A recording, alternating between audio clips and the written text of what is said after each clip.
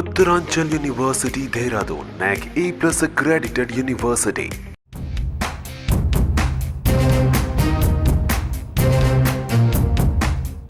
ఏపీలో ఇప్పుడు పిఠాపురం పేరు ఓ రేంజ్లో వినపడుతుంది. స్టేట్ వైడ్గా అందరి దృష్టి ఆ నియోజకవర్గం పైనే. అక్కడ జనసేన అధినేత పవన్ కళ్యాణ్ పోటీ చేయడమే ఆ హైప్కి కారణం. అయితే ఈ సీటును అధికార పార్టీ కూడా ప్రతిష్టాత్మకంగా తీసుకోవడంతో హోరాహోరీ ఫైట్ నడిచింది. కాగా పవన్ గెలుపు కోసం అహోరాత్రులు శ్రమించిన వర్మ కీలక వ్యాఖ్యలు చేశారు. పవన్ ఓటమికి తనకు భారీ ఆఫర్ వచ్చినట్లు చెబుతున్నారు. ఇంతకీ వర్మకి అందిన ఆ ఆఫర్ ఏంటి?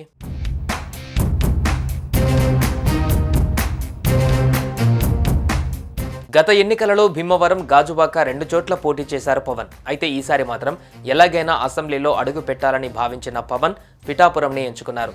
ఈ నియోజకవర్గంలో కాపు సామాజిక వర్గంతో పాటు మెగా అభిమానులు అధికంగా ఉంటారు. దీంతో పవన్ కోసం సినీ ప్రముఖులు వచ్చి ఇక్కడ విస్తృత ప్రచారం చేశారు.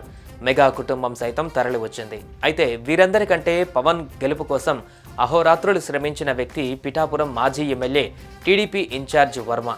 సీటు త్యాగం చేయడమే కాదు, ఎన్ని రకాల ఒత్తిళ్లు వచ్చినా కూడా తట్టుకొని పనిచేశారు. పవన్ను అత్యధిక మెజారిటీతో గెలిపిస్తానని శపథం పూనారు.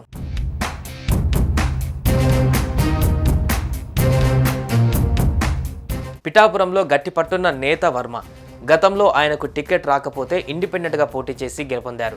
గత 5 సంవత్సరాలుగా నియోజకవర్గంలో పార్టీ అభివృద్ధికి శక్తి వంచన లేకుండా కృషి చేశారు. తప్పకుండా గెలుస్తానని ధీమాతో ఉన్నారు. సరిగ్గా ఇదే సమయంలో పొత్తులో భాగంగా జనసేనకు సీటు కేటాయించడంతో తెలుగు తమ్ముళ్లు భగ్గుమన్నారు. వర్మ ఇండిపెండెంట్గా పోటీ చేస్తారని ప్రచారం కూడా జరిగింది.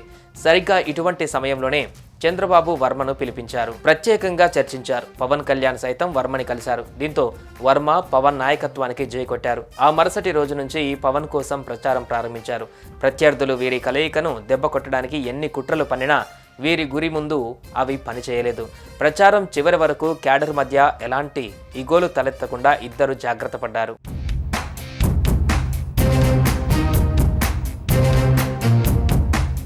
అయితే వర్మను పార్టీలో చేర్చుకునేందుకు, ఇండిపెండెంట్గా పోటీ చేయించేందుకు అధికార పార్టీ చాలా రకాలుగా ప్రయత్నాలు చేసినట్లుగా చెబుతున్నారు. అంతేకాదు 100 కోట్లు ఆఫర్ చేసినట్లుగా ప్రచారం జరిగింది. ఓ టీవీ ఛానల్ ఇంటర్వ్యూలో వర్మ సంచలన వ్యాఖ్యలు చేశారు.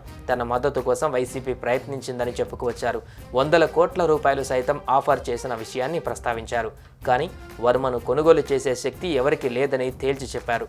తనకు 2 అధినేతలని, ఒకరు చంద్రబాబు, మరొకరు పవన్ కళ్యాణ్ అని చెప్పుకోవచ్చారు. పవన్ కోసం తన కుటుంబం సైతం ప్రచారం చేసిన విషయాన్ని ఆయన గుర్తు చేశారు.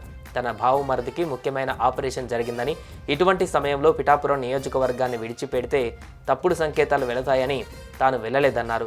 చంద్రబాబు ఆదేశాలు తనకు కీలకమని, పవన్ గెలుపు కోసం కృషి చేయడం ఆనందంగా ఉందని వర్మ చెబుతున్నారు. పవన్ కళ్యాణ్కు తాను కూడా ఫ్యాన్గా మారిపోయానని వర్మ చెబుతుండడంతో తెలుగు తమ్ముళ్ళు, జన సైనికులు ఫిదా అవుతున్నారు.